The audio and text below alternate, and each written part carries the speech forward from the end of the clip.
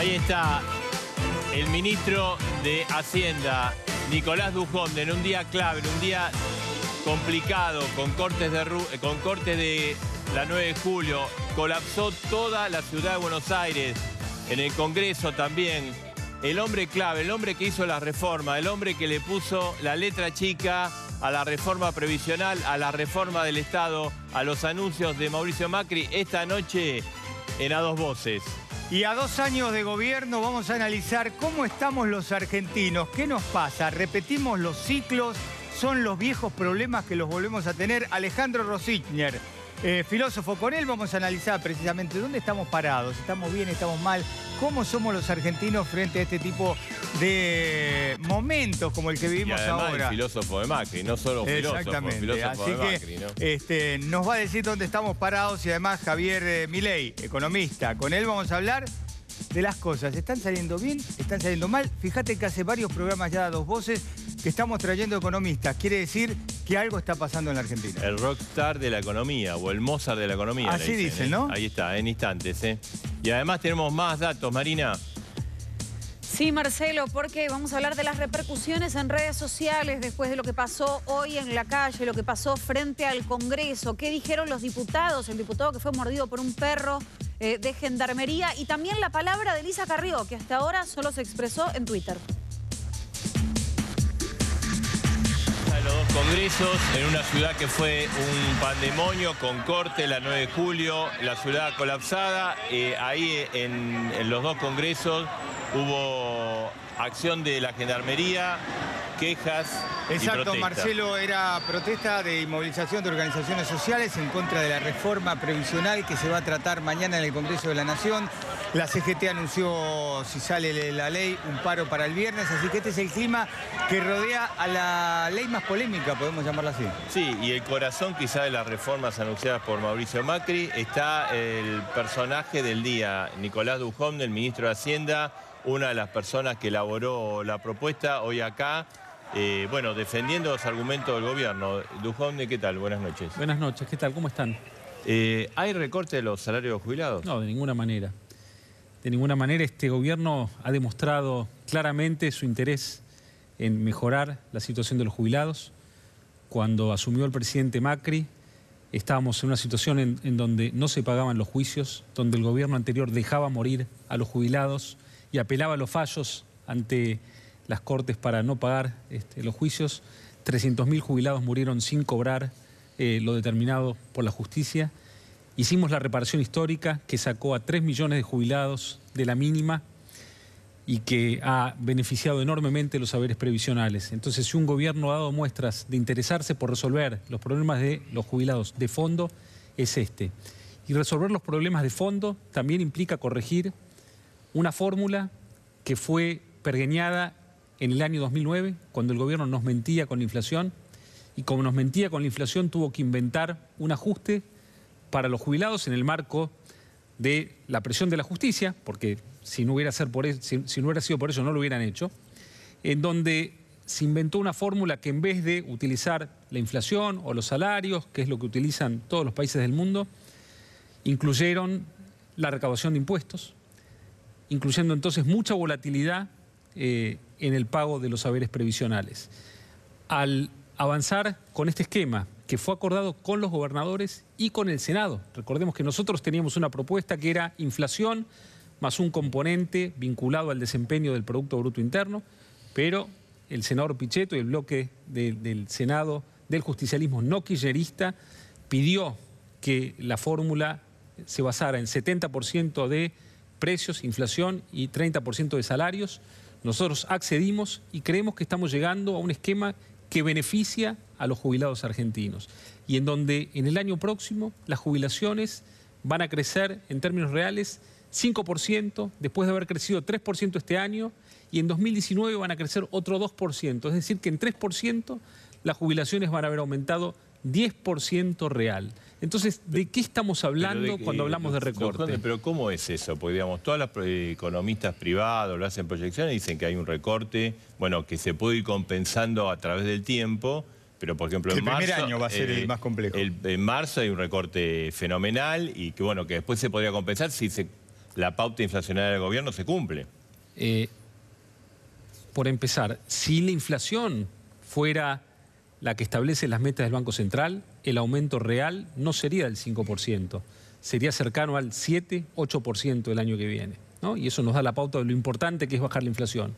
El cálculo del 5% que yo estoy mencionando es utilizando las proyecciones que surgen del relevamiento de expectativas de mercado que publica el Banco Central, que relevan las expectativas de los economistas del sector privado y que prevén para el año que viene una inflación de 16,6%. Entonces, asumamos que esas son las proyecciones y yo tomo esas, digamos, para, digamos, que no me digan, no, Duhovne, usted está diciendo que la mejora real es porque van a cumplir con la meta que prevé el Banco Central. Tomando la previsión del sector privado, va a haber una mejora real del 5%. Claro, se está haciendo foco en un trimestre, pero siempre que se pasa de un ajuste semestral a uno trimestral, hay un trimestre que va a dar menos, pero que luego se recupera en el siguiente y en el siguiente. Pero lo importante es que a partir de ahora vamos a tener una fórmula que va a permitir que se preserve para siempre el valor de las jubilaciones. Recordemos que en el año 2010, 2014 y 2016 los jubilados tuvieron pérdidas reales del 7% contra el año previo por la fórmula que teníamos vigente en la Argentina. Ahora, y que además, una cosita más, el ajuste semestral no defiende a los jubilados a lo largo del año, porque al ser un ajuste semestral, entre febrero y septiembre hemos tenido pérdidas reales promedio en los últimos años del 13%. Entonces, al ajustar trimestralmente, vamos a defender muchísimo más el poder de compra de los jubilados y en eso estamos enfocados. Lo que pasa es que en esto se unió toda la oposición, por lo menos en diputados, porque usted ayer estuvo en la reunión tumultuosa. Bochornosa, donde esencialmente el kirchnerismo introdujo 100 barra bravas, porque no quería que discutamos. Recuerden lo que ocurría con el índice de precios, con el IPC. Cuando teníamos una inflación que el gobierno no quería mostrar, destruyeron el índice. Sí. Cuando había una pobreza... Estamos viendo las imágenes. Parece ser la principal bandera de Cristina Kirchner, la lucha contra la reforma previsional. Bueno, digamos, es una bandera totalmente hipócrita. Es la persona que dejó que 300.000 jubilados mueran sin poder cobrar sus ajustes tal cual mandaba la justicia, la que creó esta fórmula que generaba caídas reales en todos los años en los cuales la inflación se aceleraba.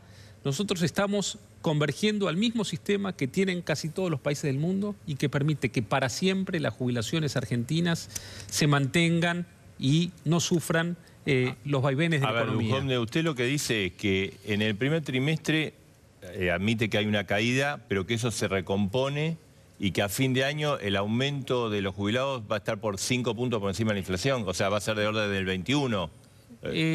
Digamos, si la inflación es la que prevé el sector privado, las jubilaciones el año que viene van a crecer cerca de 22%.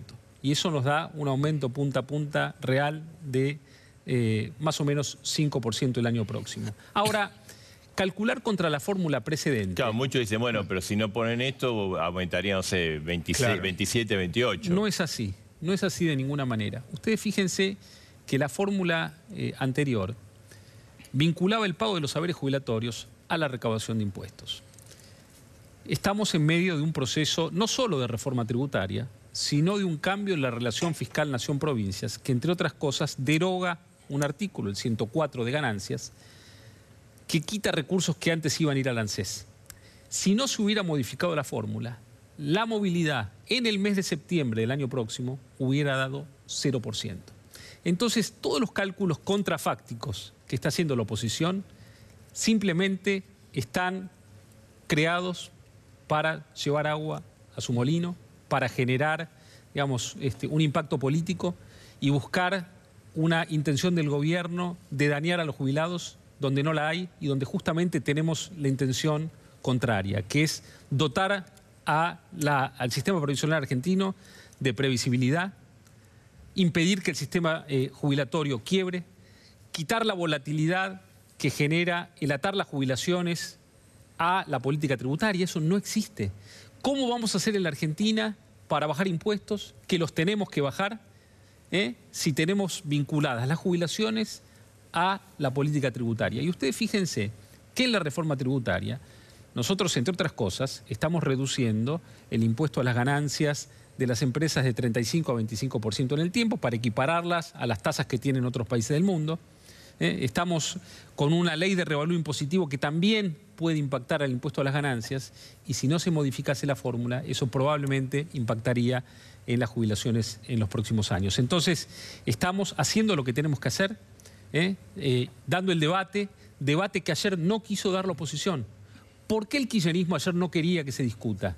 No quería que se discuta porque no querían que digamos que el gobierno anterior no le importaban los jubilados, que no pagaba los juicios, que teníamos una fórmula que estaba basada en la mentira del INDEC, y nosotros queríamos dar un debate de cara a la sociedad que lamentablemente no se pudo dar. Usted, que le comentaba Edgardo, ¿estuvo ahí en ese momento? ¿Qué fue lo que pasó? Bueno, de la mano de algunos diputados kirchneristas introdujeron unas 100 personas ajenas a la Cámara, que cuando nosotros queríamos hacer uso de la palabra básicamente nos insultaban, nos cantaban que como a los nazis los iremos a buscar, dando cuenta de una ideología totalmente antidemocrática, porque yo creo que todos podemos disentir, ¿no? Y el disenso es la base del sistema democrático, pero tenemos que hablar, tenemos que dialogar, y qué mejor lugar que la Casa del Pueblo, la Cámara de Diputados, donde estábamos 2 ministros dispuestos a dar el debate,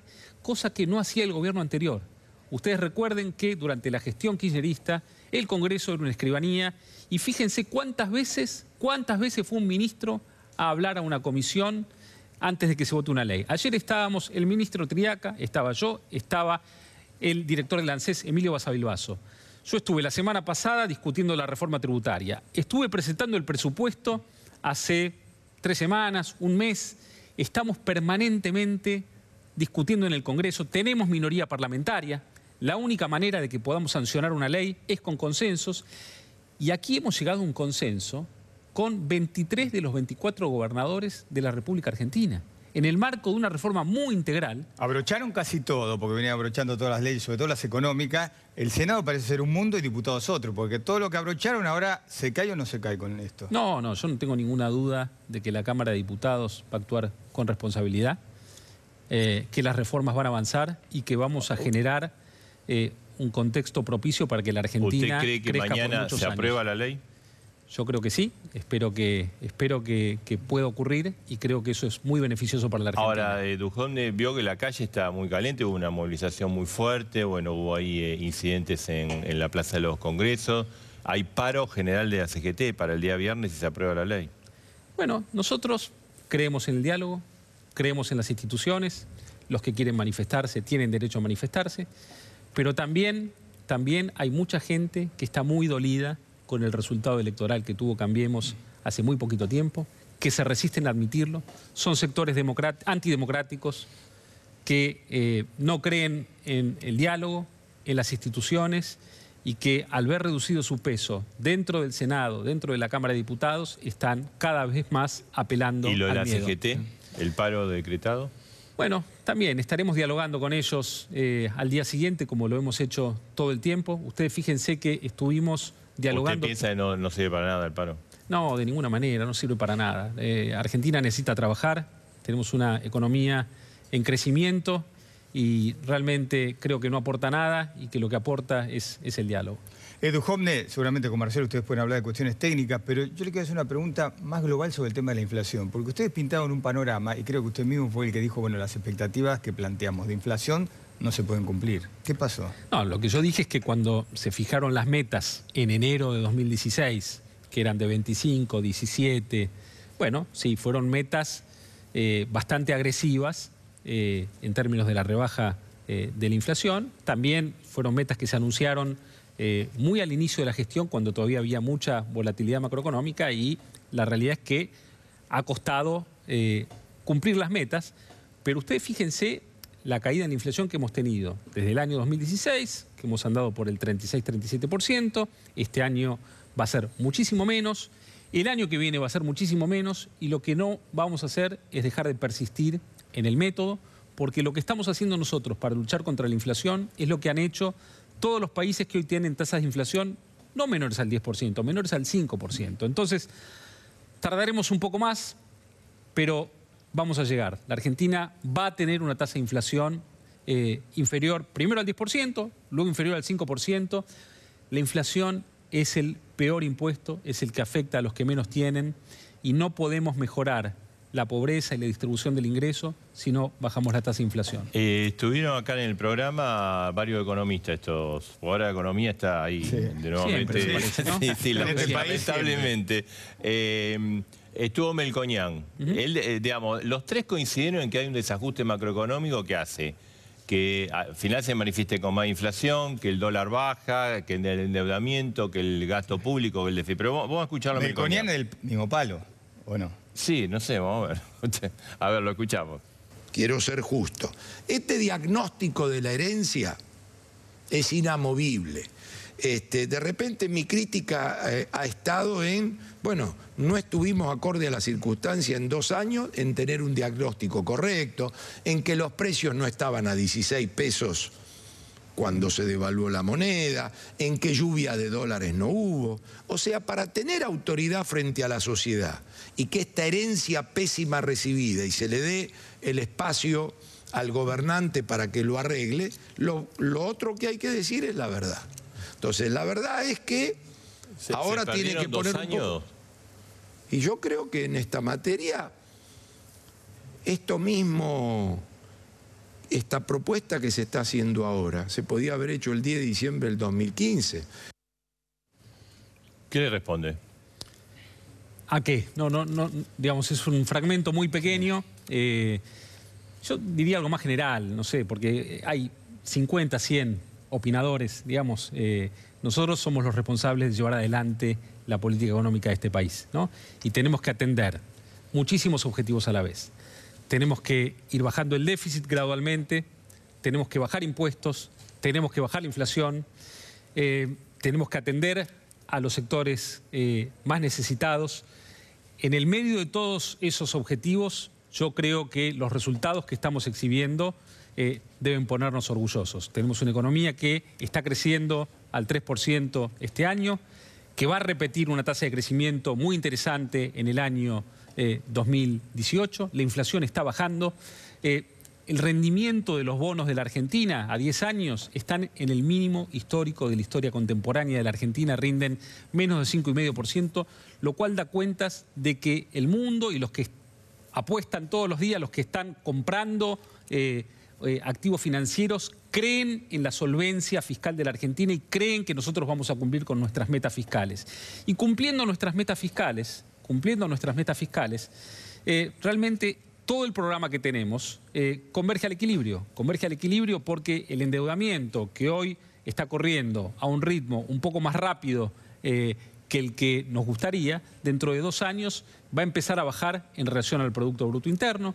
La economía va a seguir creciendo y hay que atender ahora todos los objetivos a la vez. El interés, digamos, de los inversores por los bonos argentinos, no es porque da una tasa fenomenal y, pues, bueno, lo del Banco Central a 29%. No, pero yo estaba hablando de los bonos en dólares. Y los bonos en dólares de la Argentina hoy rinden casi apenas un poco más que los brasileños. País que no hizo default en 2014, que no hizo default en 2001. Entonces, realmente yo creo que el mundo mira a la Argentina con mucha credibilidad y creen en el programa que estamos llevando adelante. Creen que vamos a cumplir nuestras metas fiscales, creen que vamos a bajar la inflación, creen que vamos a crecer. Y yo estoy convencido de eso y creo que estamos iniciando un ciclo de crecimiento en la Argentina que no va a durar 1 año ni 2 años, sino que va a durar muchísimo más. Lo que pasa, Dujovne, usted va a coincidir conmigo, que la historia argentina hace que cada vez que un gobierno hace un ajuste, uno teme que termina pagando lo laburante, ¿no? El asalariado. Bueno, en este caso no es así. Ustedes fíjense el peso del gasto social en nuestro gasto antes de intereses. En este momento, en el presupuesto 2018, que hemos enviado al Congreso, es 76%, récord histórico. No hemos disminuido el gasto en la previsión social, en asignación universal por hijo. Y además de ello, no solo hemos preservado todo el gasto social, sino que es el gobierno que más está invirtiendo en obra pública, revirtiendo una situación de deterioro de décadas, ¿no? Entonces, yo diría que estamos con los recursos escasos que tenemos, priorizando lo que tenemos que priorizar, que es el gasto social, cuidando a los que menos tienen y recomponiendo la infraestructura de la Argentina que fue arrasada por un gobierno corrupto e ineficiente. ¿Quién padece más? Porque está buenísimo que se atienda al que menos tiene, ¿no? Al que necesita el subsidio, está bueno. ¿Siempre se castiga a la clase media? No. Digamos, nosotros hemos sido muy duros en la eliminación de los subsidios. Ustedes fíjense, los subsidios a la electricidad, al gas, al agua, pero hemos implementado una tarifa social que cubre a más de 3 millones de familias, cuando durante el gobierno anterior no teníamos tarifa social. Entonces, estamos bajando los subsidios, pero dándole tarifa social a los que lo necesitan. Antes estábamos subsidiando al que calefaccionaba una pileta en un country. Entonces, creo que estamos gastando de manera más inteligente, justamente para poder tener recursos, no solo para bajar el déficit, sino también para mantener y aumentar todos los programas sociales. Dujón, de la última, pero por curiosidad, ¿no? ¿Cómo fue esa negociación con Elisa Carrió? Porque el fin de semana estaba con los tapones de punta. Bueno, no fue con la diputada Carrió, sino que fue con todo el interbloque de Cambiemos, donde... bueno, pero ella, su gente la manda. Sí, los tuits los manda ella. Sí. Bueno, nosotros estuvimos dando todos los argumentos de por qué pensamos de que esta reforma previsional es positiva para la Argentina, para los jubilados, y por qué había que avanzar. Y todo el interbloque de Cambiemos, no solo la coalición cívica, se encolumnó detrás de esta reforma. Y mire que son gente dura, inteligente, pero todos han decidido que este es el camino para la Argentina. Dujón, gracias por gracias por la invitación. Nosotros, Gracias. Dice que Macri no gobierna para los ricos. Dice que el gobierno es como Batman. Es Alejandro Rozichner, es filósofo, le escribe discursos a Macri. Vamos a hablar en instantes con él. Marina, ¿y qué está pasando por Twitter? Bueno, Twitter está siendo el lugar en el que aparecen los legisladores para hablar de esto que pasó en el Congreso y que va a pasar mañana en el Congreso. El mensaje con más repercusión, sin lugar a dudas, es el de Elisa Carrió. Primero estamos viendo la foto. Este es el diputado de Levita que fue mordido por un perro de gendarmería. El mensaje de Lilita: esto yo ya lo viví. No voy a conspirar contra la República y si hay un error se puede reparar. En cambio, si yo no votara con el gobierno, estaría haciéndole el juego a los que quieren derrocarlo. Muy fuerte las palabras de Elisa Carrió, y da detalles. A saber, los que hicieron negociados espurios con la reparación de los submarinos, los que inventaron un desaparecido, los que no quieren la República, los grandes evasores y ladrones de la riqueza de la nación. Sigue Elisa Carrió, aprovecha a full los 280 caracteres que tiene ahora Twitter. Mi conciencia está en absoluta paz y esa es mi guía. La ley es muy buena para el futuro, no en el cortísimo plazo, reconoce Elisa Carrió. Tengan paz, oremos por la patria, y comparte ahí una oración. Elisa Carrió, después de ya haber avisado también a través de Twitter cuáles iban a ser sus posiciones. Sin lugar a dudas, lo que tuvo más repercusión después de los incidentes hoy en el Congreso. Veíamos hace un ratito la foto del diputado de Grosso, diputado de Levita, que fue mordido por un perro de gendarmería. Hay también una serie de tweets y de mensajes de distintos legisladores. No sé si los podemos ver ahora. Ahí vamos.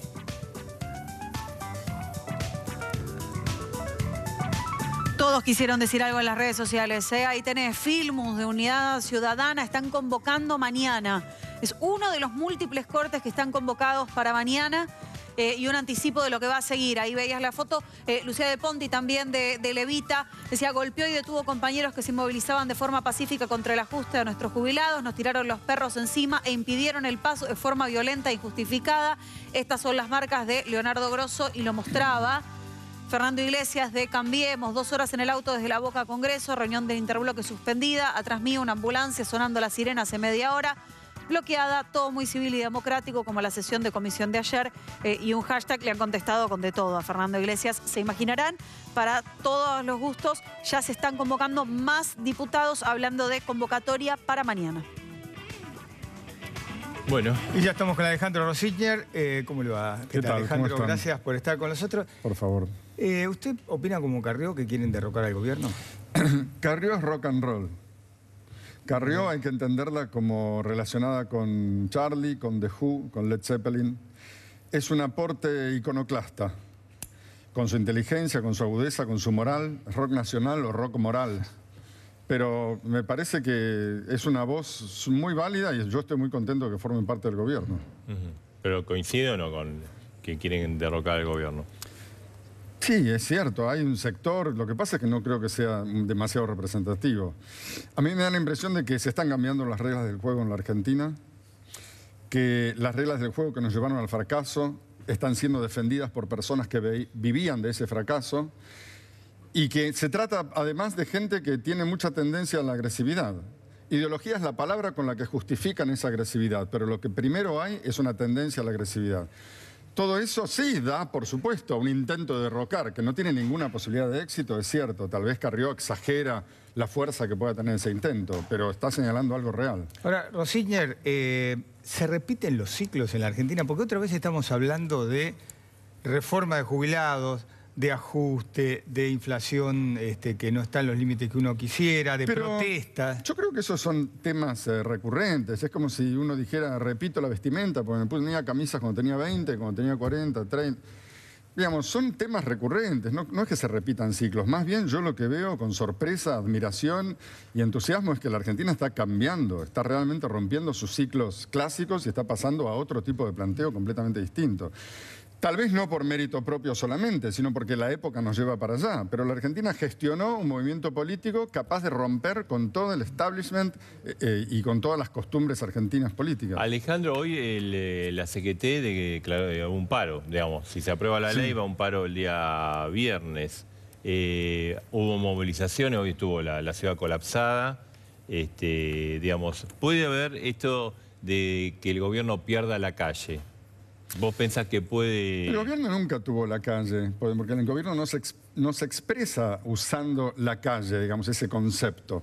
El gobierno se expresa... Pero viste que Kirchner era, hay que tener controlada la calle, es ¿no? una visión de la política, un poco antigua, es una visión de la política. Ahora, podemos constatar perfectamente que ocupar la calle no es ganar las elecciones. De hecho, esta gente que ocupa la calle cada vez le va peor en los desempeños electorales.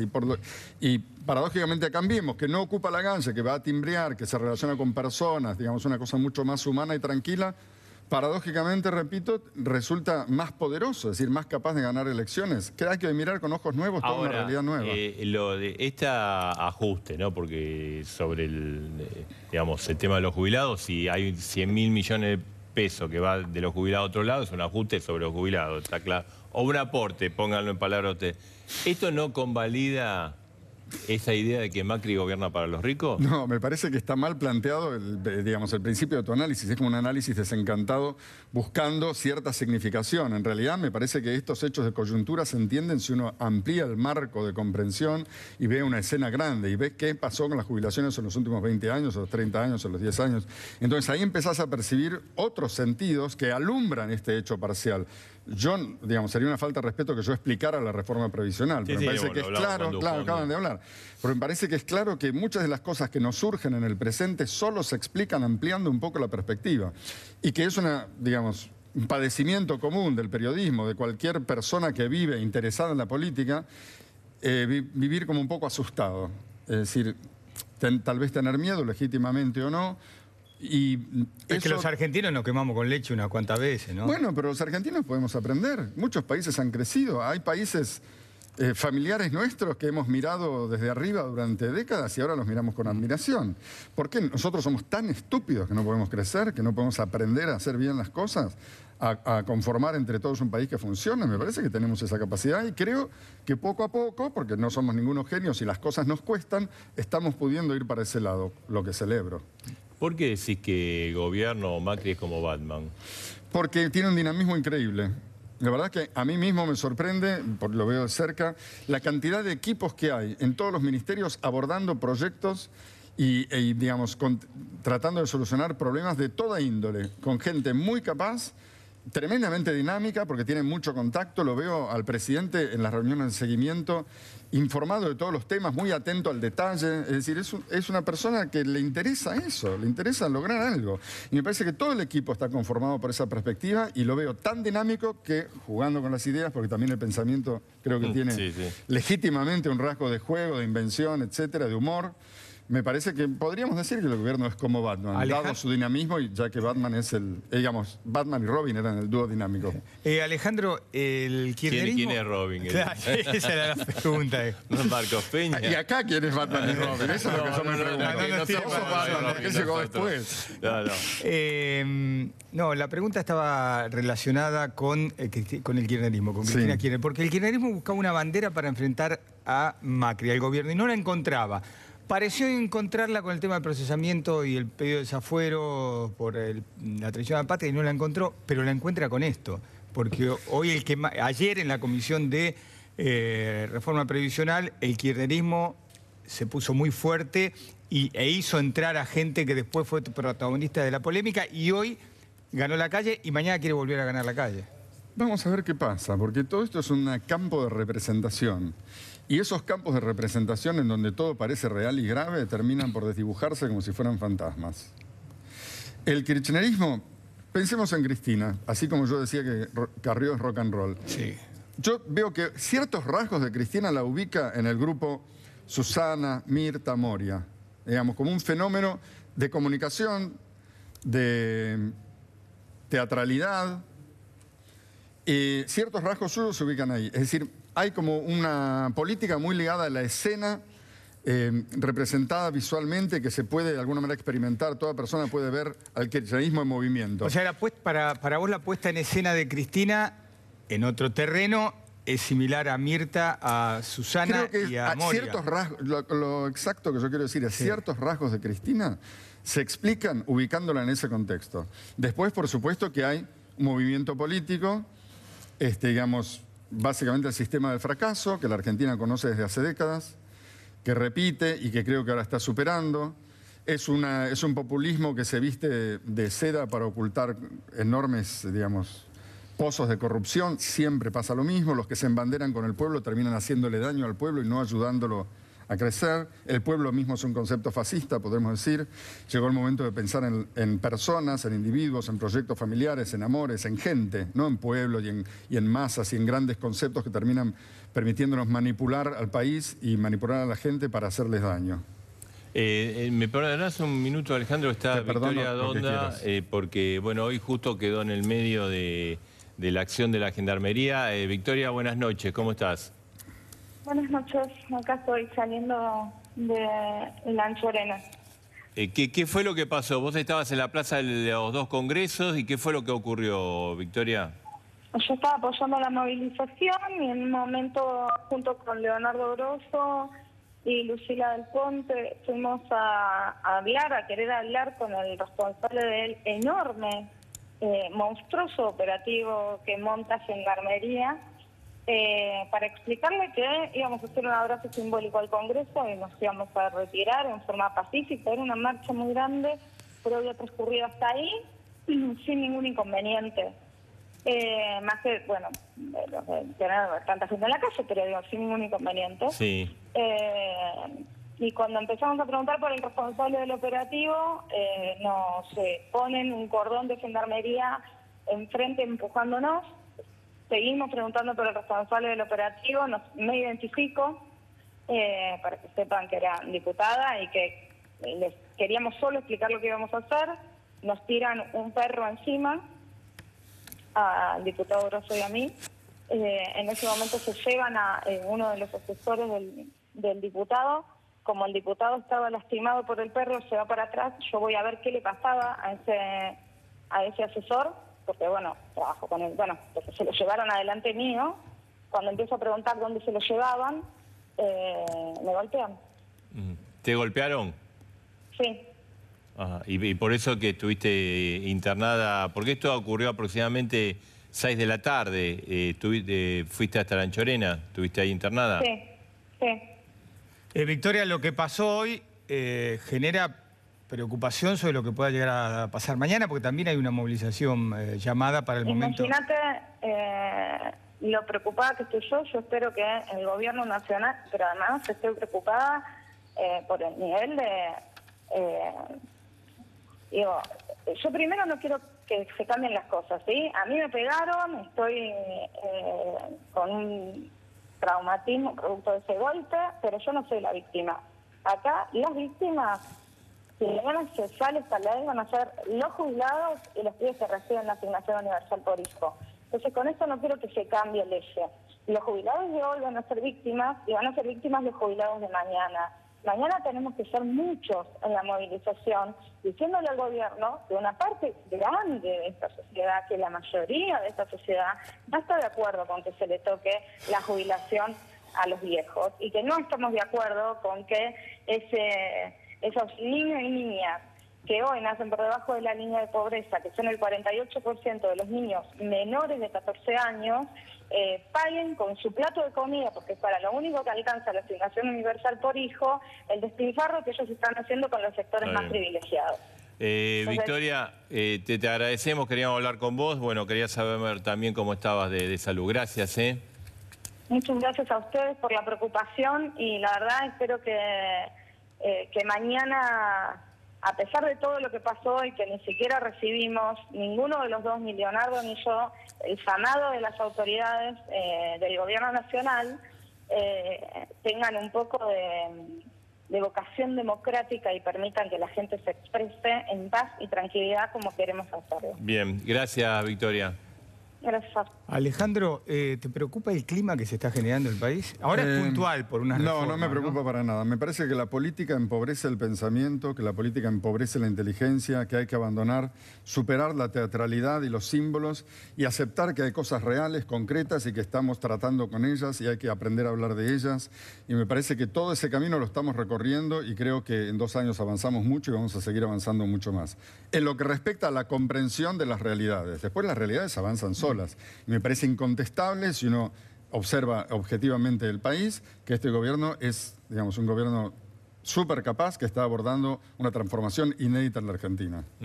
Bueno, después hay otros que dicen que no, que están ministrando. Por supuesto, es legítimo opinar. O sea, todo el mundo dice, recibió una herencia pesada, pero no está cambiando nada. Pero por supuesto, respetamos todas las ideas, pero como vos me preguntaste a mí, me di el lujo de responder. Sí, claro, por eso te invitamos para eso, ¿no? Pero hay mucha gente que no opina así. Sí, claro, por supuesto, hay mucha gente que no opina así. Por el momento parece que son más los que opinan así, porque finalmente se trata de ganar elecciones. ¿Dónde se resuelven los debates? No en una mesa de la tele a ver quién, como se dice últimamente, aplasta, destroza, horrible. Sí. Los debates se resuelven el día de la votación en las urnas, es decir, la gente, toda la gente del país decide para qué lado quiere ir. Y los que hablamos tenemos que pretender influir en ese proceso, más que matarnos entre nosotros. Y aparte, si en definitiva todos estamos de acuerdo, cualquier sector político va a coincidir en que lo que queremos es reducir la pobreza, digamos, me parece que la política argentina es bastante sencilla. Se venía más o menos, se venían consensuando alguna ley. Salió el tema de los jubilados y eso sacó de madre. Vamos a ver cómo termina. Sí.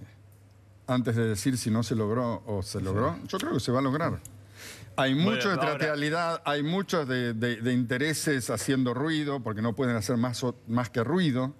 Pero también hay un gran consenso. Hay un presidente que trabaja con todos los gobernadores. Desde el principio se hicieron reuniones con todos los gobernadores, cosa inédita en la Argentina, acá en Córdoba. Estamos viviendo una experiencia muy novedosa, tal vez por eso nos cuesta entenderla. Pero digo, los políticos, ¿no? Sí. Vos no ves los gobernadores, el propio gobierno nacional, digamos, hicieron un acuerdo que sacan plata de un lado para llevarla a otra. Más o menos es eso, ¿no? Entonces, los gobernadores están contentos, el gobierno dice, baja un poco el déficit, María Eugenia Vidal está contento por recibir más. Tenemos que aprender a evitar comentarios y observaciones simplistas de problemas muy complejos. ¿Nos esperás un segundo? Porque... Ya pasó. No, hay una noticia muy importante para Edgardo Alfano.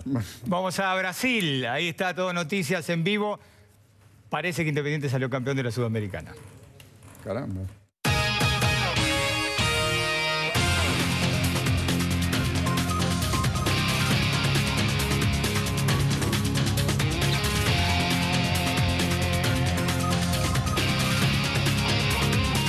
Bueno, sonríe Alfano, sonríe la gente de Independiente, claro porque sí. Independiente es campeón. Está Emiliano para contarnos los detalles de este triunfo en Brasil, en el Maracaná. En el Maracaná, felicitaciones antes que nada a los hinchas de Independiente porque resolvieron un partido que se presentaba muy chivo, tanto en la previa como en el durante, ni hablar, cómo empezó el partido. Finalmente, Flamengo e Independiente terminaron 1-1. Este era el primer gol para Flamengo. no puede rechazar Nicolás Domingo. Y ahí está, el primero para Flamengo.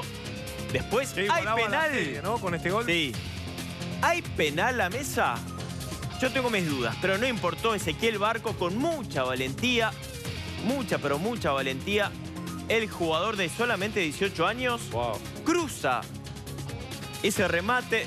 Es el 1-1. Después, por supuesto, sostuvieron el resultado durante el segundo tiempo, que lo llevó a ganar el título número 17 a nivel internacional. 17 entre los mejores, por supuesto, 7 Libertadores, 2 Copas Sudamericanas y contando. Pero lo que vale es la noticia en el Maracaná. Independiente no se achica. Esto dice su historia y hoy la volvió a ratificar. Independiente en este caso terminó empatando 1-1, por supuesto que había ganado acá 2-1, así que le dio el resultado y es campeón de la Copa Sudamericana de América, así que felicitaciones a Muy todos bien. los hinchas de Independiente, a Alfano y un montón, Ya sabemos- Mario Marquicho y un montón que andan dando vueltas por acá por nuestro canal. El brindis que va a hacer Alfano. Ah, de claro que dos sí, voces, de a dos sabemos cómo voces, ya brinda. sabemos Ya está. cómo va. ¿Y Bonelli qué le dirá? Claro, exactamente. Veremos. Tenés razón. Bueno, sigan en A Dos Voces a las 11:30 pasaditas. Los esperamos en Tele de Noche, obviamente con en vivo, ¿no? Desde el Maracaná, desde Brasil, con Juan Buti y con todos los festejos en Avellaneda. No, con Marcelo somos muy respetuosos los dos, nunca van a escuchar al Nunca, aire por nada. ejemplo, se fuiste a la vez, nunca te dije nada. No, no, vamos a aclararlo. No, vamos a es aclararlo. verdad, cuando ellos se fueron tampoco dije nada. No, éramos chiquitos. Bueno, seguimos Alejandro, con Alejandro. volvemos. No, entonces, Entonces, vos, ¿qué hacemos? no, vos estabas hablando de todo esto, ¿no? Sí. No, el estábamos clima hablando cambió. de lo que yo te decía, que, digamos, también se puede hacer intelectual. Los políticos se reunieron, dijeron, ¿dónde sacamos plata? Y de los jubilados, lo repartimos entre nosotros. No creo que sea así. La verdad es que me parece que Duhom lo explicó bien, lo explicó también Marcos esta tarde. No soy yo la persona que tiene que venir a explicar ese detalle, pero me parece que es claro que este gobierno tiene toda la intención de cuidar a los jubilados y ha hecho un montón de cosas al respecto, desde la reparación histórica a otros planes presentes. Hay como cierta, podemos decir, en cierto sentido, mala fe en una observación demasiado parcializada y catastrofista. Tal vez hay miedo legítimo. De hecho, venimos de una campaña, digamos, a presidente, en donde uno de los candidatos hacía campaña diciendo no, no, no. Si uno lo saca un poquito de contexto y lo observa como si fuera el guión de una película humorística, es muy gracioso y significativo. ¿Cómo tu eslogan va a ser no, no, no? Lo que pasa Digamos, es que el creo tema que de eso los jubilados- representa como una especie de aire social, ¿no? Lo que pasa, Alejandro, el tema de los jubilados siempre ha sido muy sensible a la gente. Por Sí, la por situación en supuesto. que están los jubilados. Porque ganan poco. Todos los que tenemos un jubilado en la familia sabemos lo que es. Los jubilados no van a ganar menos, sino lo contrario. El detalle te lo puedo explicar, lo explicamos Sí, las sí, ya personas. lo que hablamos, por lo corresponden, menos ¿no? la posición oficial. Pero me parece ¿no? que lo importante es ubicar siempre la coyuntura en un contexto mayor. Y en vez de exagerar la coyuntura y melodramatizarla, hay que entender de dónde venimos, a dónde vamos, qué cosas han pasado, qué han hecho los anteriores, qué han hecho los anteriores, digamos, hacernos cargo de nuestra historia. Es muy sencillo. Te quería preguntar, digamos, vos lo conoces bastante a Macri. Sí. ¿Quién es Macri? ¿Vos cómo lo definís? Eso es siempre un misterio porque uno lo ve desarrollarse, lo ve crecer y como... ¿Cambió Macri en la última elección, después de la última elección? ¿Viste que dijeron cambio, ahora es el verdadero Macri? No, yo creo que no. Yo creo que entiende cuáles son, digamos, las coyunturas y cuál es el balance de poder y qué se puede en un momento, qué se puede en otro. Creo que en las últimas elecciones hubo un respaldo. Antes se dudaba. ¿Estos lo habrán llegado al gobierno nacional por una especie de milagro, por error de los demás, o la gente los respaldará realmente? ¿Serán legítima expresión de algo de la Argentina, de un movimiento importante? Las últimas elecciones creo que probaron que hay un respaldo y por lo tanto hay más capacidad de avanzar. Es un proceso, la historia es lenta, el tiempo existe, las cosas no suceden en un segundo. Vos mientras hablaba, yo recordaba todo el proceso de carta abierta del kirchnerismo. Había gente de distintos sectores enrolados ahí, había también gente que le gustaba mucho la filosofía. ¿Para vos qué fue eso? ¿Qué quedó del kirchnerismo y de carta abierta? Hay una tradición intelectual en la Argentina muy ligada a esa corriente, digamos, al pensamiento crítico, al marxismo. Creo que forma parte de una época y creo que hay otra época y tenemos que ocuparla pensando en las cosas que corresponden a esta época. Ustedes son de esta época. Me da la impresión de que de una manera muy natural la época se está expresando en la Argentina más a través de Cambiemos que otra cosa. Estoy hablando de la época del mundo, de la civilización actual, de los valores, las experiencias, las costumbres. ¿Por qué dijiste que eran como el Lelutier? Porque me querés que repita, ¿no? ¿Estás buscando que repita la declaración? No. A ver el del videógrafo. No, te soy sincero, no, producción me dice... No, bueno, es un chiste en realidad. Algunos de las personas de Carta Abierta han sido amigos míos, o lo son, aunque no nos veamos, y me parece gente talentosa y apreciable. Pero a mí me dio la impresión, leyendo sus textos muchas veces, de estar más en presencia de un grupo cómico, de un grupo humorístico, que de una intelectualidad válida. No digo que no sean inteligentes, que no sean cultos, que no tengan derecho a tener sus ideas, pero también es legítimo que a mí me cause un poco de gracia que se expresen de una manera tan alambicada, absurda y que sean tan incapaces de ver la realidad. Alejandro, vamos a ver unas fotos. Queremos unas definiciones tuyas. A ver, si vamos puedo. a ver la primera. Es sorpresa, vamos a ver. A ver si vemos la primera foto. Ese soy yo, no es una foto. ¿Qué opinas de vos? Mejor no opinar. No, ahí viene. Es difícil opinar de uno. Dale un poco de paciencia, ahí está. Verbitsky. Bueno, yo, digamos, como vengo de la izquierda, cuando era chiquito, en algún momento me pareció que Verbitsky era una persona valiosa. Después no deja de sorprenderme su capacidad, o digamos, lo que se va revelando de su historia para, digamos, mostrar un transcurso un poco siniestro, ¿no? ¿Qué sé yo? Somos la Argentina. No creo que haya que ser muy drástico. Mientras podamos no ser demasiado drásticos, no lo respeto intelectualmente. Ha sido una persona muy, muy importante de cierto momento, ¿no? Dale, vamos con otra entonces. Vamos a ver con otra. Ahí viene, la cargamos. Demora. Son fotos de papel. Ahí está, Mauricio Macri. Me hace acordar a Mauricio diciendo el otro día... Mauricio y Cristina, ¿no? Sí, por eso. Pero él decía, el otro día alguien le preguntó, creo que Longobardi en la entrevista en CNN, si digamos, ¿qué decía a aquellos que hacían la hipótesis de que él había hecho un pacto con Cristina? Y él dice, no me pude poner de acuerdo ni siquiera en la transmisión del mando. Me causó gracia. Bueno, me parece que dos personalidades absolutamente distintas. Una busca la admiración y transformarse en una deidad, y el otro es un tipo que está haciendo un trabajo y que cuando termine el trabajo se va a ir a su casa, muy sorprendentemente honesto y capaz en su sencillez. ¿Y es uno se necesita del otro políticamente? No. O sea, el gobierno de Cristina cuando estaba necesitaba confrontar con Macri. Macri no yo, necesita si te soy confrontar con... realmente sincero, creo que el factor de éxito de este gobierno de Cambiemos es lograr las cosas que se proponen. Igual no le vino mal la polarización, en la elección. Bueno, puede ser, yo no hago ese análisis político, yo soy un poco más estúpido, digamos, estoy más en las cosas. Ya sé, ¿no? A ver, vamos a ver otra foto. El Papa... Bueno, yo no soy católico, soy completamente ateo, así que... no, Pensé que me ibas a decir Papa peronista. Tengo mucha distancia de todas las figuras de la religión, pero por supuesto respeto a los que las sientan propias. Pero esta idea de, viste, que el Papa con el gobierno no tiene feeling, que le tira cosas... La verdad, te soy absolutamente sincero, me parece irrelevante. Ajá. Bien. Ya está. No te querés meter con el Papa. Es un buen... Bien, tenemos una otra. buena declaración. Tenemos otra. Ahí viene. Pensá como antes. Bueno, ¿viste? eso es un programa periodístico en la Argentina. Tenés que tener un poquito de paciencia. Tenemos un sistema todavía un poco... Hay un dúo dinámico. Ahí viene. Sí. Y bueno, si no viene, no viene. Bueno, antes, díganme ustedes, no importa. Macri antes venía mucho acá. Venía mucho. Venía muchísimo. ahora? Decía que era como el tercero a dos voces, que iba a pedir trabajo acá. ¿Y ahora? No, ¿Por qué? no sé. Porque ahora es presidente, va a muchos lados. Sí. ¿No? No, bueno, pero sería bueno hacerle una... ¿Cambió Macri? Las personas que lo conocen muy íntimamente ven en él una evolución a lo largo de las últimas 2 décadas. Ahorita Beatriz Arlo siempre viene tremenda con Macri. Lo que yo he visto de él es que siempre fue una persona sencilla, accesible, muy normal, muy sensata, interesada en ser auténtica y en hacer lo que quiere hacer. Yo siempre me entendí con mucha facilidad con él, para mi sorpresa, pero la verdad es que tengo que reconocerlo. ¿Cómo es el proceso de... vos le redactás discurso, le das idea, cómo vuelta a idea a vos y vos se lo armás? ¿Cómo es?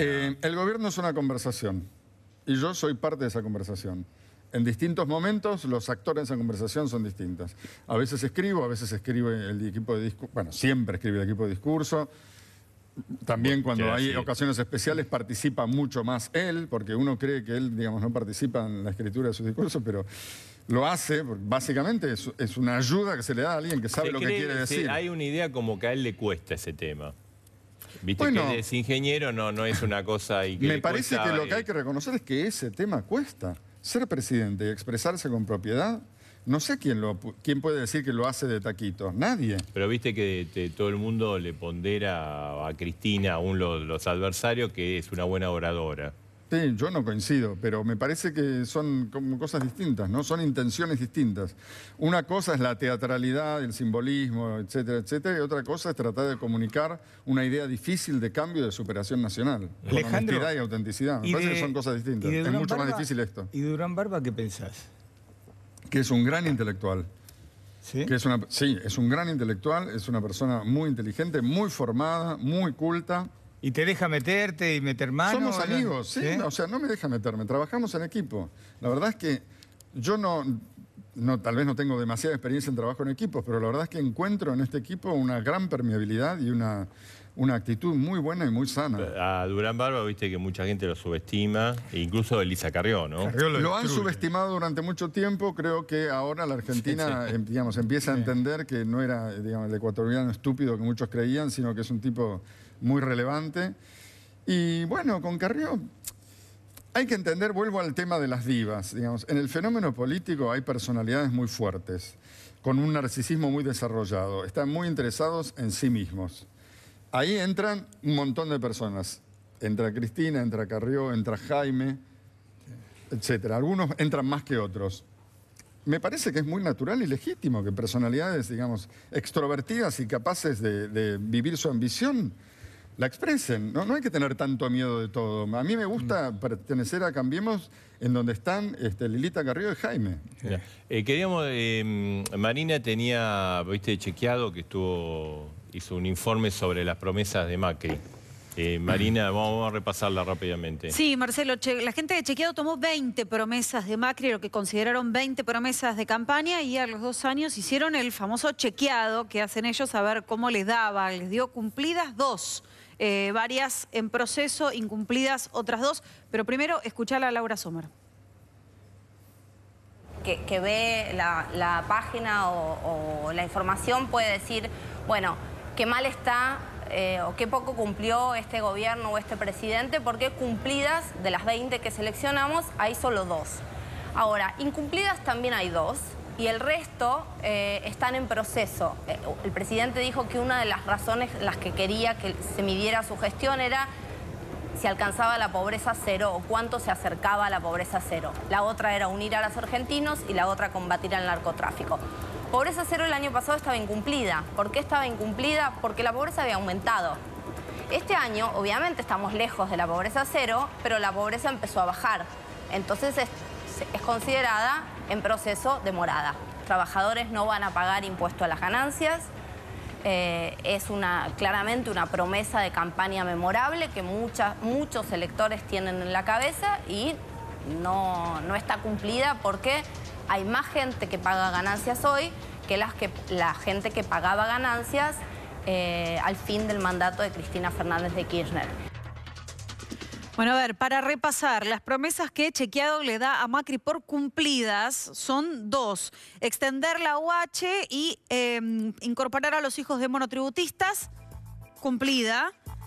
E impulsar la ley del arrepentido, cumplida. Destacaba la gente de Chequeado que eran las mismas que tenía cumplidas el año pasado. En cambio, le dan ya como incumplidas, por ejemplo, que los trabajadores no paguen más impuesto a las ganancias.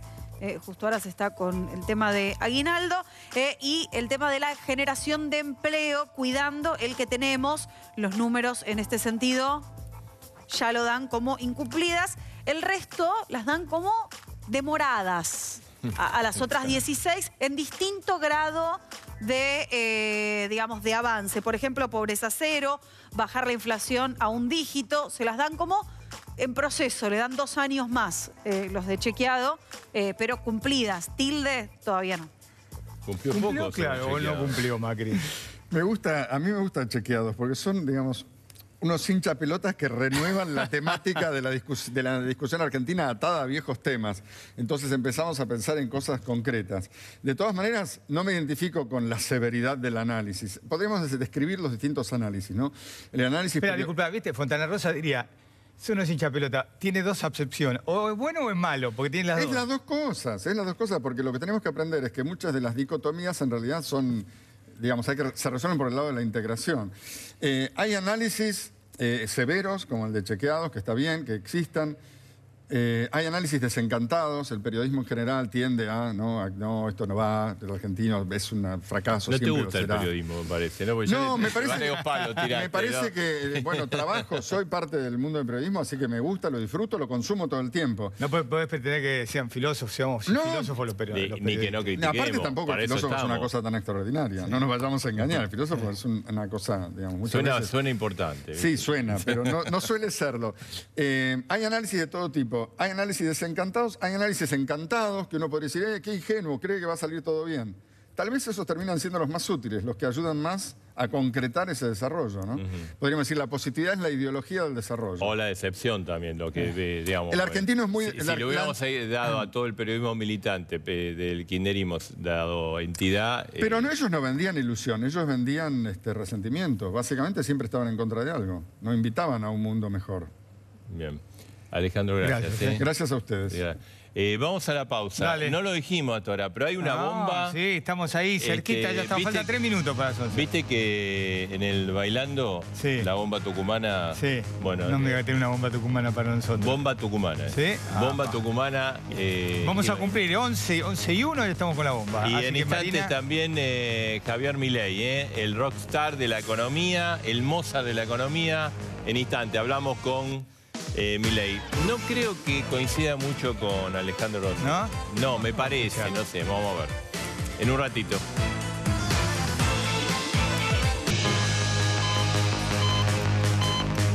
Ahí viene la bomba, mira, 2 minutos después de la 23. Marina, no te podés quejar. Yo te dije, te canté. Hay tolerancia. 23:01. Con Marina, nosotros, Marina se fue de vacaciones y nos regeneramos. Sí, exactamente. Ahora... Me voy a ir de vacaciones otra vez. A ver qué más conseguimos. Yo quiero saber si esto es showmatch o es a dos voces. Bomba tucumana. Tenemos nuestra bomba tucumana. Bomba tucumana. Porque vos no sos tucumana. No, yo no soy tucumana, soy porteñísima. Sí sos bomba. Te agradezco, porteñísima. No. Bien, a ver, bomba tucumana. Está el gobierno juntando, hablando de la nueva política, ¿no? Juntando votos a cambio de favores a los gobernadores. Y hoy... viejo, ¿no? Es esto, ¿no? Sí. Hubo una reunión en la Casa Rosada, estuvo Marcos Peña, estuvo Mario Quintana, estuvo, creo que Frigerio, estuvo Duhovne. Todos los ministros, la cúpula. Toda la cúpula, y del otro lado del mostrador estuvo el gobernador de Tucumán. Mansur. Pero Mansur no estaba con Cristina. Fue ministro. No. Bueno, pero después fue gobernador y lo eligió el pueblo. Sí, claro. Bueno, acordó que el gobierno va a bajar de la reforma tributaria todo lo que tiene que ver con el impuesto o la forma de grabar todas las bebidas endulcorantes. Las azucaradas, perdóname, la que tenían tanto el jugo de naranja, ya lo habían logrado los del vino. Ahora... Bueno, ahora lo logró Mansur. Que eso para la provincia de Tucumán es muy importante y varias provincias del norte, a cambio de los votos a favor de la reforma previsional. ¡Epa! Y eso sí que es una bomba tucumana, Y con eso, no solo los votos de Tucumán, los 4 votos de Tucumán ya están, pero les consigo 4 o 5 más. Salió. Él prometió, claro, provincia azucarera. Prometió el de La Rioja, prometió... Entonces iban a tener el... de otros más, no sé. O sea que los únicos que van a pagar impuesto es la bebida que yo tomo, que es la cerveza. Claro, por ahora, pero pará, por ahí, bueno, tendría que ir a negociar a la gobernadora Vidal. Sí, claro, porque la mayoría está... Pero bueno, eso ya van a votar a favor de van a votar, Bueno, así que bomba tucumana. Esa es una linda bomba tucumana, un bombazo. Bueno, la editorial, ¿lo vas a hacer vos? No, vos tampoco. No. Vos tampoco. Y vamos a hablar de fútbol. Políticos al mundial. Dale, Tino y Cargamusa.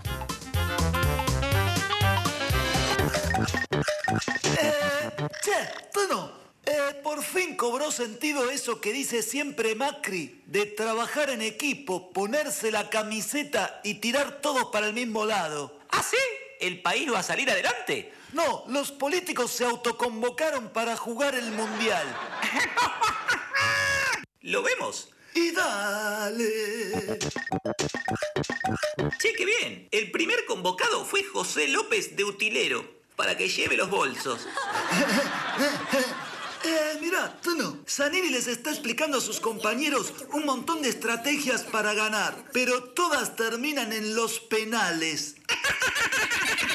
Che, el equipo sale a jugar con 10. ¿Por qué? Es que a Eve le sacaron la roja por putear ya desde el vestuario.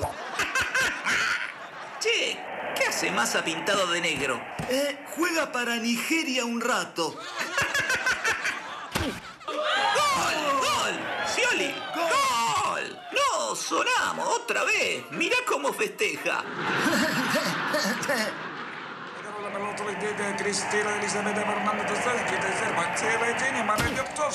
Che, qué mala puntería tiene Cristina.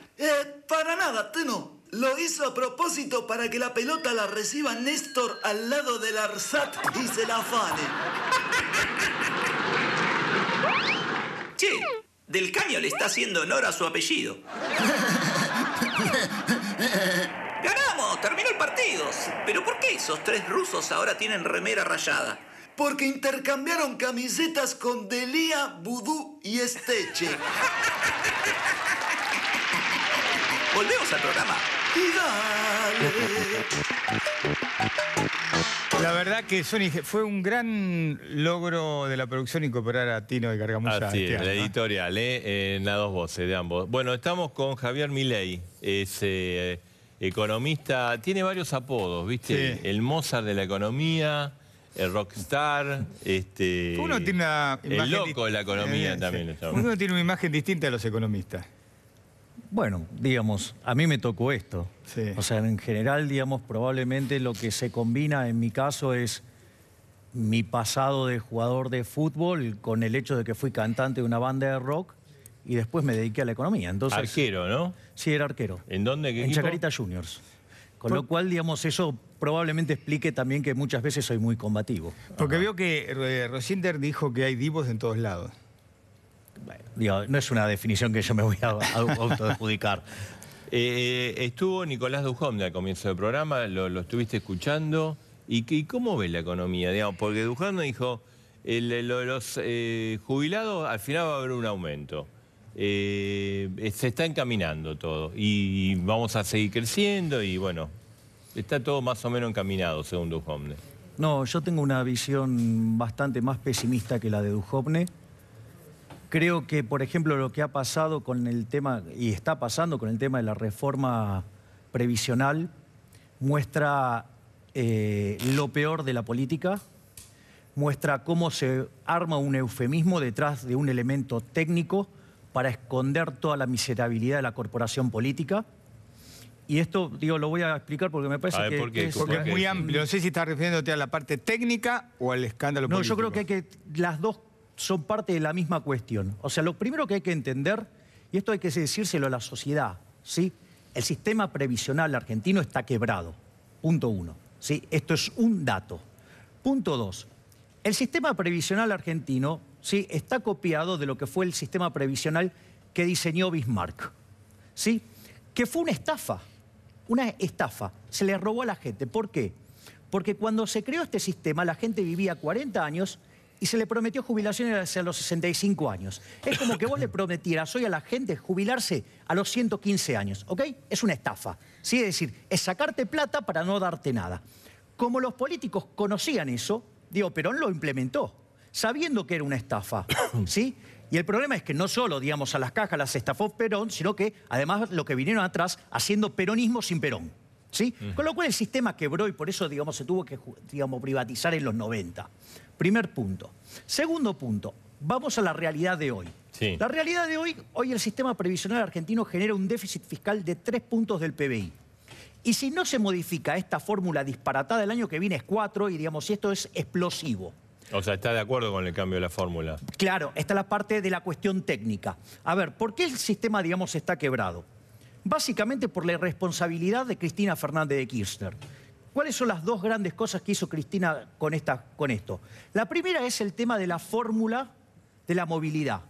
A ver, si yo tengo un sistema de reparto, tendría que sacar la plata de cómo evoluciona el PBI per cápita.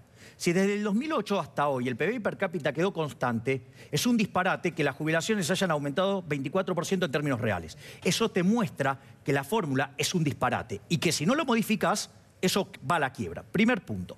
Y el segundo punto, ¿sí? Esos son 2 puntos y pico del PBI para que tengan una idea. Sí. Y el otro es, jubiló gente sin aportes.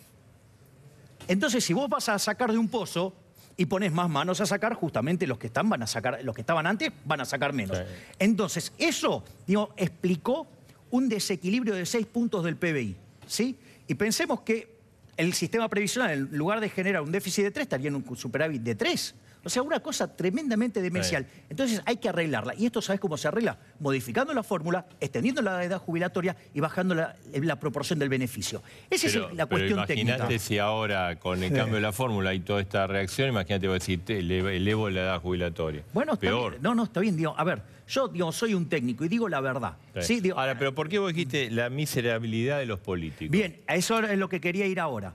Porque el gobierno utiliza un argumento técnico para encarar la reforma. Y me parece fantástico, digamos, ir sobre el argumento técnico. Pero ¿qué es lo que va a hacer con esa plata?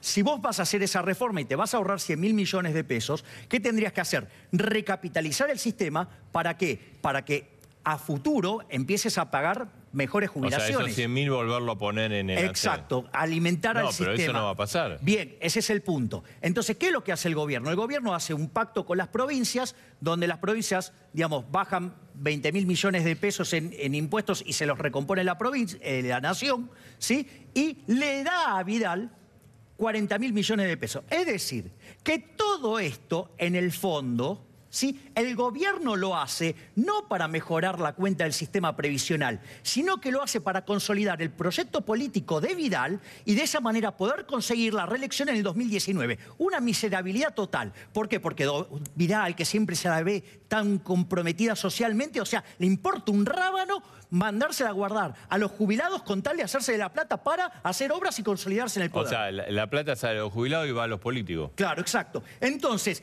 Y del otro lado, ¿quiénes están? Del otro lado están los impresentables que quebraron el sistema. Es decir, están los sodomitas del capital, están, digamos, una manga de forajidos que quebraron el sistema. Y como ahora se acuerdan del sistema previsional, en realidad es falso.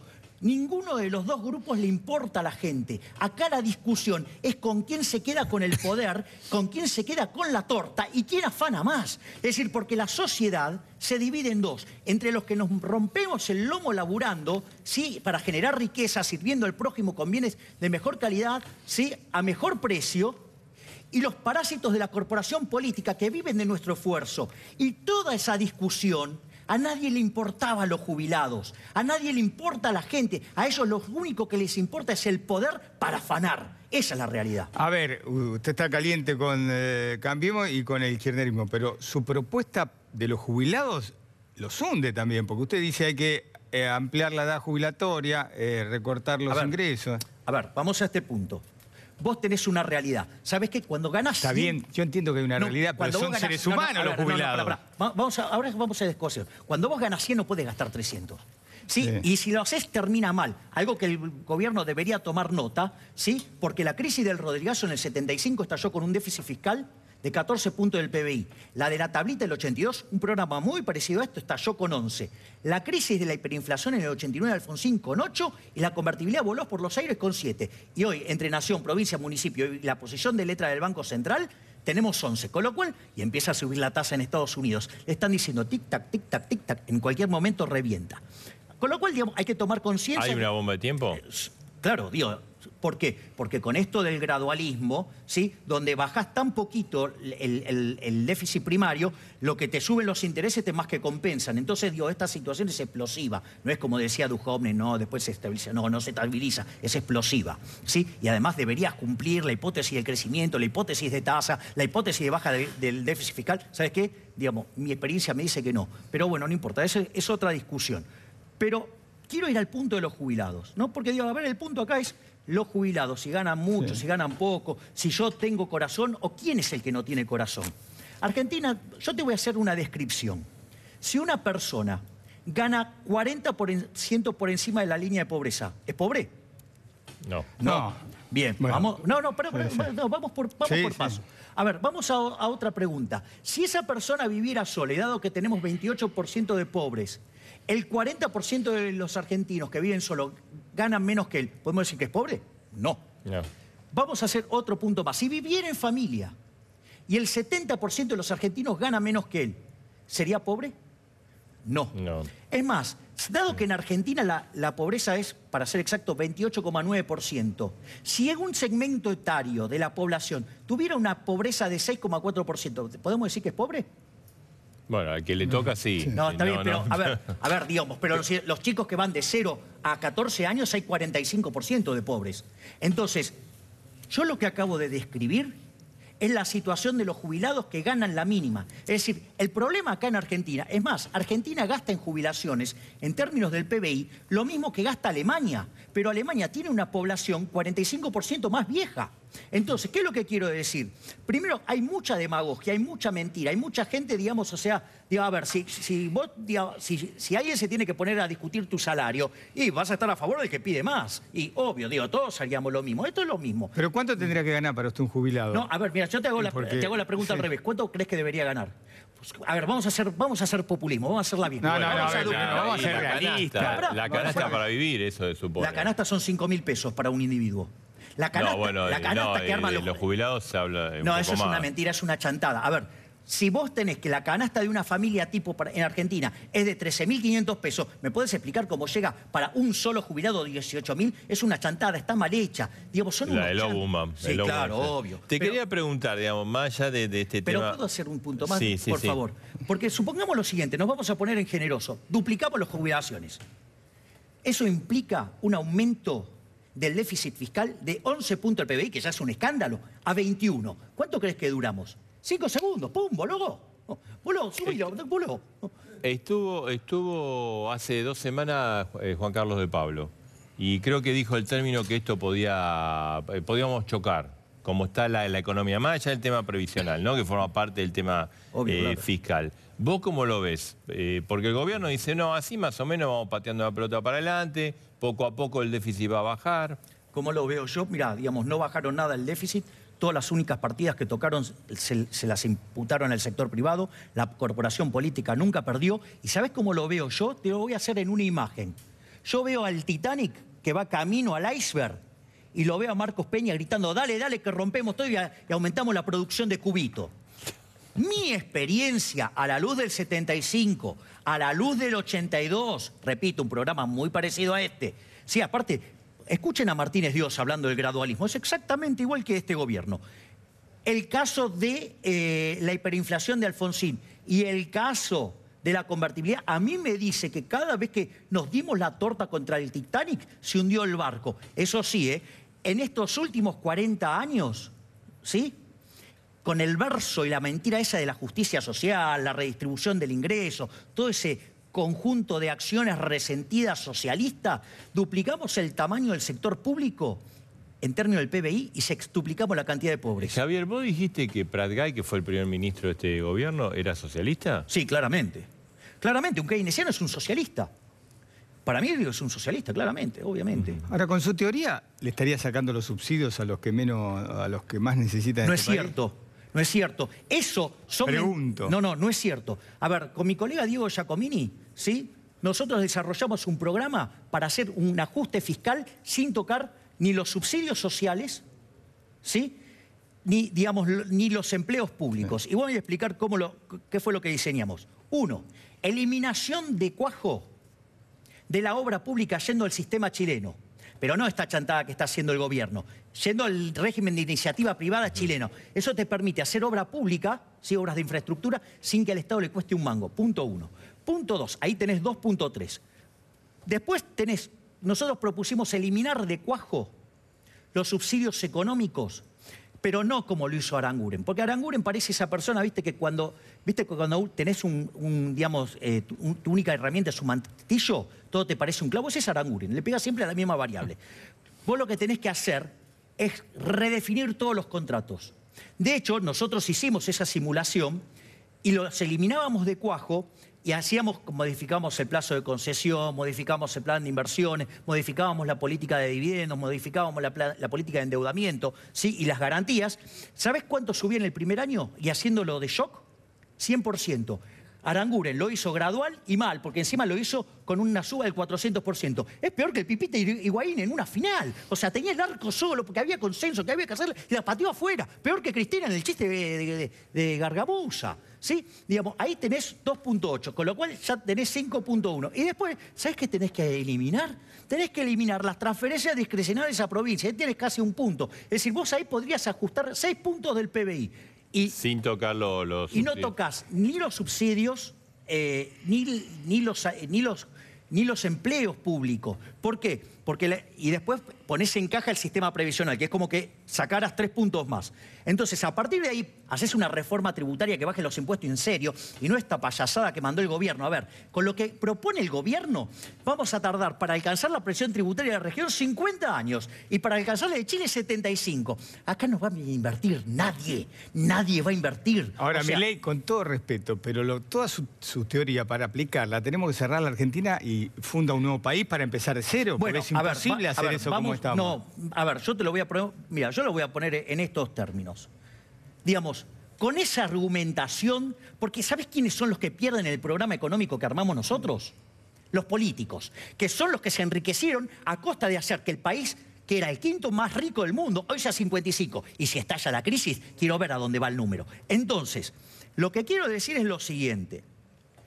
Me parece que hay que tomar conciencia que el problema es la corporación política y que la verdadera grieta, que es mucho más grande que esta, es mucho más grande que la que hay entre el kirchnerismo y no kirchnerismo. ¿Sabes cuál es? Entre los políticos, ¿sí? Que son unos parásitos inútiles, ¿sí? Y nosotros, pero que somos los que laburamos. El sistema democrático tiene los políticos. Usted los puede mejorar y con el voto aparta lo que son malos, pero no bajar la cortina. A ver, mirá, ¿sabés qué? Si vos crees que esa situación, digamos, no se puede hacer... el sistema democrático va mejorando la clase política. A ver, ¿no? Digamos, la gente... Digamos, que la Argentina lo haya mejorado, después es otra cosa. No, bueno, digo, la Argentina va cada vez para atrás y tampoco hagamos una idealización de la democracia, ¿sí? Porque, digamos, Marcelo conoce bien lo que es el teorema de imposibilidad de Arrow, ¿sí? Que todos seamos coherentes no significa la coherencia en el agregado. Javier, hay gente que participa por las redes sociales, ¿no, Marina? Sí, hay muchas preguntas para hacer. Vamos con la primera. ¿Cuál es el pronóstico para los créditos hipotecarios? ¿Qué es lo que va a pasar? ¿Qué es lo que él hubiera propuesto? ¿Y qué cree que va a pasar con este furor del crédito hipotecario? ¿Qué pensás? Me parece una pregunta formidable. No, ahora, digamos, va a venir la retracción. A ver, ¿qué fue lo que pasó previo a las elecciones? Digamos, acá hay una cuestión. Irresponsablemente, el jefe de gabinete lo echó a Melconian por hacer bien su trabajo. ¿Sí? ¿Qué puso? Puso a un keynesiano como González Fraga. ¿Qué cree en la política? Odias a los keynesianos, ¿no? Siento un profundo desprecio. Los odio visceralmente. Son una basura peor que los marxistas. Porque el marxista, ¿sabés qué? Te viene de frente y te dice lo que quiere hacer. En cambio, el keynesiano es el tipo que te clava el puñal por la espalda. Si vos querés cocinar un sapo, ¿cómo haces? ¿Lo tirás en el agua caliente? No, porque sale saltando. Entonces, ¿qué haces? Lo pones en agua fría y lo empezás a cocinar. ¿Cuándo Dios se da cuenta? El sapo es boleta. Esa es la que te hace el keynesianismo. Bien, volvamos a los créditos. Bien, entonces, ¿qué es lo que pasó? Vos tuviste un boom de crédito impulsado irresponsablemente desde el Banco Nación. Para que te des una idea, la posición que tenía de Levax, el Banco Nación, eran 150.000 millones de pesos. Si la cantidad de dinero crece al 30%, hoy el Banco Nación tendría que tener 200.000 millones de pesos en Levax. Tiene 100.000. ¿Y qué crees que hicieron con eso? Regalaron más jubileo, créditos, subas con tasa cero, llegó a ver.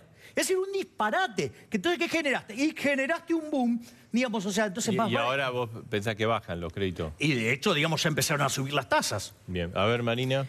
¿Qué va a pasar con el dólar? ¿Qué opina de este valor de dólar? ¿Dónde tendría que estar? A ver, bueno, acá yo tengo una... ¿Sabés qué? Ni quiero escucharlo, porque mira, está contra los créditos hipotecarios por el nivel que están, con las jubilaciones. El dólar no me quiero imaginar dónde lo va a poner. No, a ver, yo voy a hacer el primer punto. Acá es donde con la gran mayoría de la profesión, yo diciendo, digo, me parece toda una chantada lo que dicen nuestros colegas acerca del dólar. O sea, mira, si el dólar es libre, es libre. O sea, digo, ¿y quién soy yo para juzgar? ¿Quién es el dedo mío para determinar si está caro, está barato? Porque si crees que está barato, andá y comprá. Y si crees que está caro, andá y vendé. O sea, si están todos haciendo lo mismo, ¿por qué da ese pero precio? es libre más o menos porque el gobierno se está endeudando, entonces hace bajar el precio del dólar. Sí, pero también no te deja, pero tampoco se liquidan las exportaciones, esa es la parte que no cuentan. Digamos, hoy tenés para liquidar las... ¿Por qué no baja la inflación? A ver, pero quiero ir por el dólar. A ver, ¿dónde veamos, por ejemplo, la chantada que dicen muchos economistas. Dicen, no, porque si yo tomo el tipo de cambio promedio desde el 60, desde el 70, desde donde quiera, te da 23. Eso es una chantada. ¿Sabes por qué? Porque lo primero que yo te preguntaría es, ¿quién te dijo que ese tipo de cambio era de equilibrio? Es decir, ¿qué tenés el celular de Dios para saber que es el de equilibrio? Es un disparate, es una arrogancia bien de keynesiano. Primer punto. Segundo punto, suponete que Dios agarró, se comunicó con vos y te dijo, ese es el precio.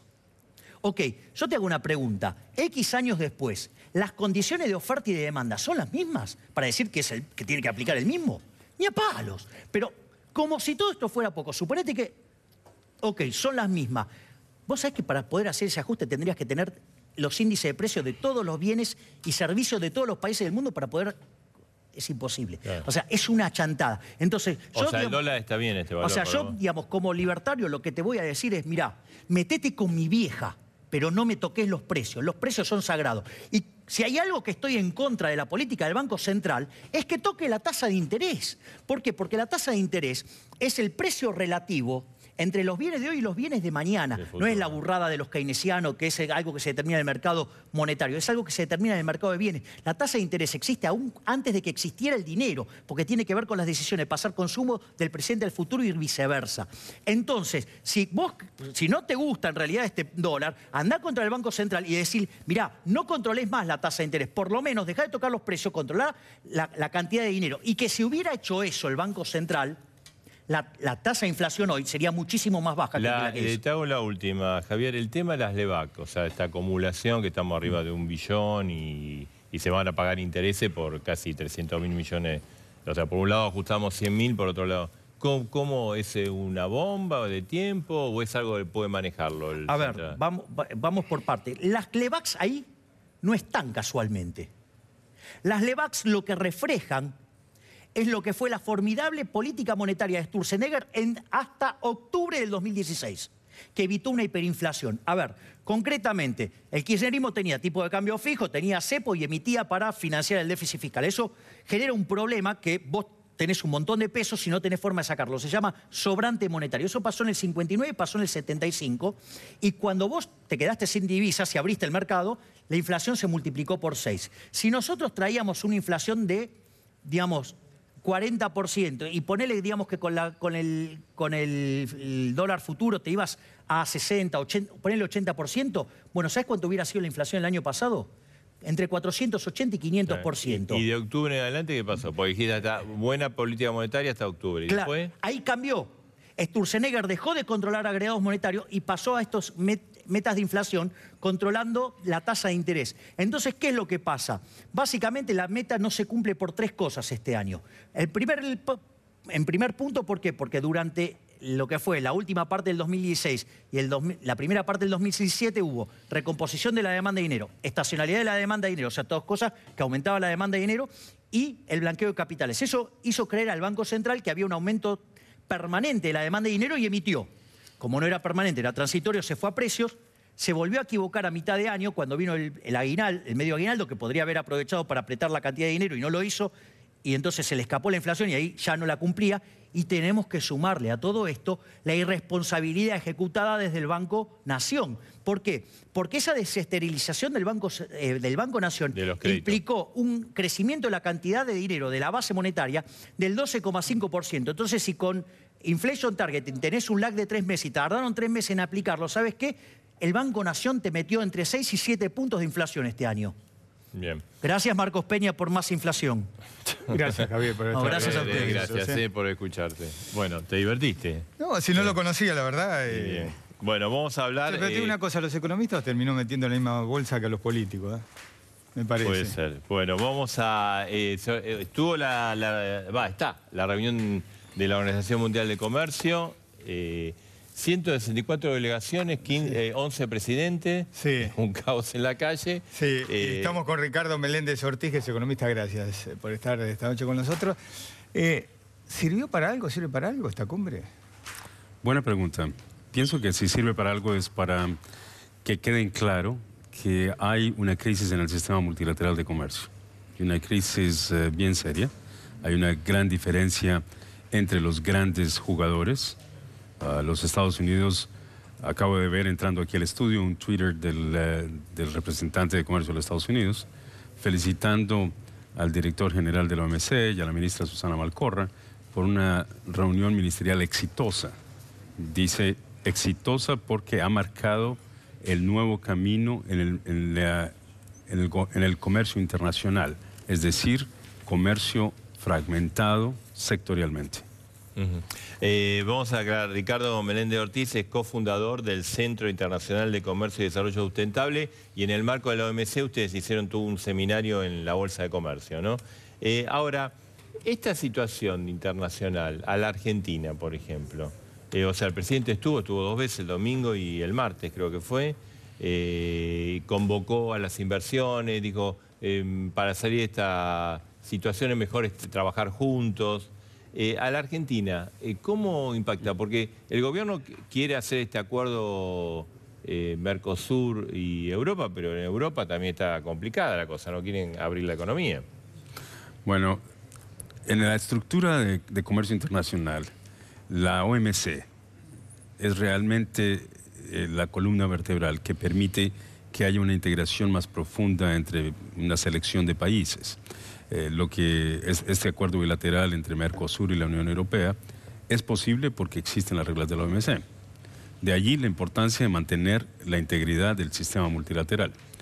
Ahora, lo que ocurrió aquí en Buenos Aires con la OMC, ¿qué incidencia puede tener en ese acuerdo bilateral? Y allí no sabemos. Vamos a entrar en una etapa de gran incertidumbre en los meses que vienen. Seguramente que los países van a comenzar a comportarse como si nada ha sucedido, es decir, seguimos buscando acuerdos regionales, acuerdos bilaterales, pero a nivel multilateral vamos a estar actuando sobre un sistema que realmente se construyó sobre las bases de una agenda que se definió hace 30 años. Meléndez Ortiz, ¿para usted qué es el Mercosur? Porque algunos sostienen que de los núcleos de países en el mundo que hay de distintos, es uno de los más cerrados. ¿Usted cómo lo definiría? Bueno, es cierto, ha sido un núcleo bastante cerrado. Lo que pasa es que el Mercosur no se ha comportado de una manera realmente consistente ni coherente durante muchos años, con políticas que han tenido un vaivén de acuerdo a los cambios de gobierno y de políticas económicas en los 2 grandes socios del Mercosur, esencialmente, en Argentina y en Brasil. Pero ahora, en la época reciente, existe, parece ser, una estrategia de llevar el Mercosur realmente a un acuerdo de integración importante y utilizarlo como una herramienta para una mayor integración transatlántica y transpacífica. ¿China es una economía de mercado? Digamos, porque Argentina está buscando a China, financiamiento, hay todo un debate interno con respecto al ingreso de productos chinos a la Argentina. ¿Es una economía de mercado o compite deslealmente y entonces nos perjudica a la Argentina y al resto del mundo? Bueno, ese es exactamente el tema de trasfondo del desacuerdo que se presentó esta semana. La administración Trump ha cambiado de estilo cuando se trata realmente de hacer estos reclamos en el sistema multilateral. Llevamos muchos años en que varios países han dicho es muy importante asegurarnos que la formación de precios en la economía china responde realmente a fuerzas de mercado y que no es un capitalismo de Estado que está financiado a partir de subvenciones de todo tipo, en las provincias, en las... Sí, con el famoso trabajo esclavo, ¿no? También que... Incluyendo temas que tienen que ver laboral, ¿no? con los temas laborales, etc. Cuando la China accedió a la OMC en el año 2001, acordó una cláusula de 15 años de excepción donde los otros países de la OMC podían utilizar terceros mercados para calcular, por ejemplo, los márgenes de dumping que alegaban que los productos chinos podrían tener en sus mercados. Algo que de otra manera no se hace. Digo, si uno va a calcular los mercados, los márgenes de dumping, utiliza los datos del país productor. Esto quería decir que aceptó de cierta manera que la formación de precios en la economía china era una formación que estaba distorsionada. La cláusula se venció 1 de enero del 2016 y el acuerdo de jure quiere decir que habría que aplicar ahora a la China las mismas normas que se aplican a todos los otros países. Pero Europa y los Estados Unidos han decidido que no es así, que ellos necesitan un examen adicional por encima de la decisión multilateral de aplicar las normas como si la China fuera una economía de mercado y que requieren realmente un examen de profundidad sector por sector, caso por caso. ¿A esto se refiere usted cuando dice que Trump cambió el estilo? Correcto. Entonces, después de mucha queja, incluyendo la administración del presidente Obama, llega la nueva administración de Trump y un poco la analogía que yo hago mirando las discusiones esta semana es como si durante varios años el muchachito que tenía la pelota, realmente que era el dueño de la pelota en el campo de fútbol, estaba alegando que realmente las reglas no le gustaban y que los árbitros estaban imponiendo decisiones que no le favorecían, claro, y que era necesario hacer algo al respecto. Cuando llega la administración Trump, ese muchachito se sale de la cancha y toma la pelota consigo. Eso sucede hace más o menos un año. Yo pienso que una falla de los miembros de la OMC es que en vez de tratar de entrar en un diálogo para ver cómo regresamos el muchacho a la cancha, decidieron jugar sin la pelota y sin el muchacho. Gracias, muchísimas gracias. Hacemos una brevísima pausa. Bueno, en instante vamos a ver mañana qué puede pasar con la reforma previsional. Si hay quórum o no, si hay votos o no para que el gobierno la saque. Ahí está tranquilo, mira, hoy el Congreso, después de lo que pasó después de esta mañana tarde, se está convocando una reunión, ¿no? Sí, a una marcha a partir de las 2. El kirchnerismo es un poco, y la izquierda son los que están detrás de esta marcha, también la CGT que convocó un paro. Congreso tranquilo, pero sitiado por la fuerza de seguridad, Así ¿no? es. En un ratito. Bueno, estamos yendo, ¿no? Todavía a Milei todavía sigue resonando las cosas que dice por todos lados, ¿no? La repercusión. Mañana está el tema previsional, va a ser un día caliente, ¿no? Sí. El gobierno, Marcelo, dice que tiene los votos, necesita 129 votos. Necesita bueno, para la bomba tucumana. Quórum, exactamente, y después una vez que consigue... Aparentemente, votos, además, los votos propios, o sea, están los votos de los tucumanos, los votos de los riojanos que Mansur prometió. Vamos a ver si hay pasa. peronistas que van a votar con el gobierno. Los votos de Córdoba, los votos de Santiago del Estero, los votos de Misiones. Con eso, quórum hay seguro. Seguro, entonces ahí tiene la ley. Massa dijo que Massa no... Y afuera va a estar la marcha, ¿no? No, afuera va a estar muy caliente, va a estar la marcha, hay movilizaciones varias. Para mañana. Mucha gente convocando. E incluso para el viernes también. Para el viernes paro también. Decretado, exactamente. La CGT dijo que transporte adhiere, o sea, adhiere transporte, ya hay una garantía de que el paro va a ser importante. Bueno, nos vamos. Dale, nos vamos. ¿Nos toca brindar por Alfano? No. Te felicitamos, Alfano. Brindar es otra brindar no. Así que brindamos por decir, nosotros. Pues si brindamos entre nosotros yo voy a brindar solo por esto y después por a dos voces. Así que brindo. Y ahora a dos voces. Qué difícil. Nos vamos, como siempre, nuestro compromiso con vos.